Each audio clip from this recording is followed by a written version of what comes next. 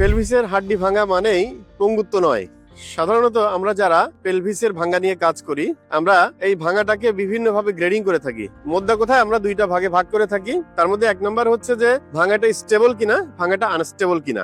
আমাদের কাছে আসার পরে আমরা প্রয়োজনীয় এক্স-রে এবং সিটি স্ক্যান, কোনো কোনো ক্ষেত্রে যদি এমআরআই প্রয়োজন হয় সেগুলো আমরা করে এটা গ্রেডিং করে থাকি যে এটা কোন ধরনের ভাঙা। দেখা যায় যে রোগীর ভাঙাটা স্টেবল পর্যায়ে আছে, অর্থাৎ সেটার জন্য অপারেশন লাগবে না, তাহলে আমরা রোগীদেরকে কিছু নির্দেশনা দিয়ে থাকি, তাদেরকে বিশ্রাম দিয়ে থাকি এবং তার পরবর্তী সময়ে রোগীদেরকে আমরা গ্র্যাজুয়ালি তাদেরকে ফিজিওথেরাপি এবং গ্র্যাজুয়াল মুভমেন্টের মাধ্যমে রোগীদেরকে আমরা স্বাভাবিক জীবনে বা পর্যায়ে নিয়ে এসে থাকি।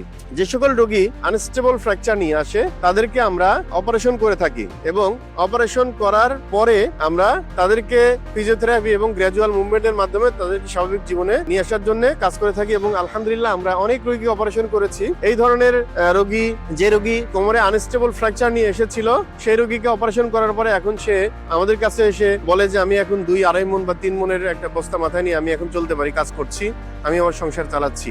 আগে একটা ভুল ধারণা ছিল, অনেক আগে যে সকল আমাদের স্যারেরা ছিলেন সেই সময় আসলে ফ্যাসিলিটি বা অপারেশনের যে পদ্ধতি এই জিনিসগুলা অ্যাভেলেবল না থাকার কারণে অনেক রোগী পঙ্গুত্ব হয়েছে, কথাটা সত্য। কিন্তু আজকের এই বিশ্বে আধুনিক চিকিৎসা ব্যবস্থা থাকার কারণে আমরা পেলভিস বা কোমরের হাড্ডি ভাঙার পরে আমরা যে সকল রোগীকে চিকিৎসা দিয়েছি এমন কোন রোগীকে আমরা পাইনি যারা পঙ্গুত্ব বরণ করেছে। আমি বলতে চাই আপনাদেরকে যে পেলভিসের হাড় ভাঙা মানেই রোগীর পঙ্গুত্ব নয়, এটার ডায়াগনোসিস, অর্থাৎ কোন রোগীকে আমরা অপারেশনের জন্য সিলেক্ট করব, কাদেরকে আমরা কনজারভেটিভ ট্রিটমেন্ট দিব এবং এই চিকিৎসা পরবর্তী সময়ের যে রোগীর ফলো আপ এবং যে প্রোটোকল আছে তাদের রিহ্যাবিলিটেশন, এই বিষয়গুলো যদি সুন্দর মতো করা যায় তাহলে রোগী তার স্বাভাবিক জীবনে ফিরে যেতে সক্ষম। সবাই ভালো থাকবেন। আল্লাহ হাফেজ।